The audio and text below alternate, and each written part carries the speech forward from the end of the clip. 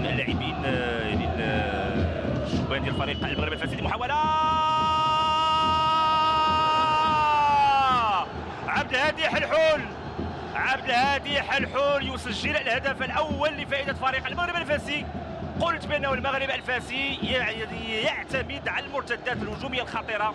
عبد الهادي حلحول ينسل من الجهة اليسرى ويسجل الهدف الأول لفائدة فريق المغرب الفاسي، وفرحة كبيرة للجماهير التي انتقلت من أجل مساندة فريق المغرب الفاسي. إذن المغرب الفاسي هو السباق للتسجيل لتشتعل المباراة.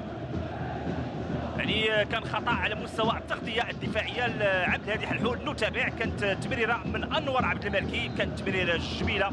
عبد الهادي حلحول طليق وحيد يسجل الهدف الأول. لاحظوا فرحة يعني اللي كيعبروا عليها اللاعبين الاحتياطيين ديال فريق المغرب الفاسي. يعني يؤكد بأنه الصوت يعني أقل من 40 ديال الحارس.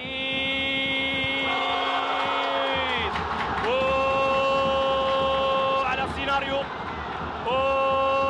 على السيناريو ديال المباراة، عزيز الكناني خدا الكرة، سقط في الأرض، بغى يخرج الكرة.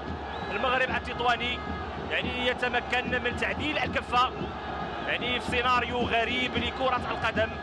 زكريا الملحاوي المدافع هو من صنع الفارق. يعني قلت أنا نترقبوا الدقائق والثواني الأخيرة من اللقاء. عزيز الكناني كان بإمكانه يكون هو العريس ديال هذه المباراة، لأنه قدم مستوى كبير، لأنه حتى الحكم ديال المباراة لم يوقف المواجهة، وبالتالي يعني هدف لفائدة فريق المغرب التطواني. يعني فرحة كبيرة هنا في المدرجات. لاحظوا عزيز كناني خرج الكرة، يعني عبد الهادي حلحول لاحظوا التسديده يعني كانت مركزه نحو المرمى.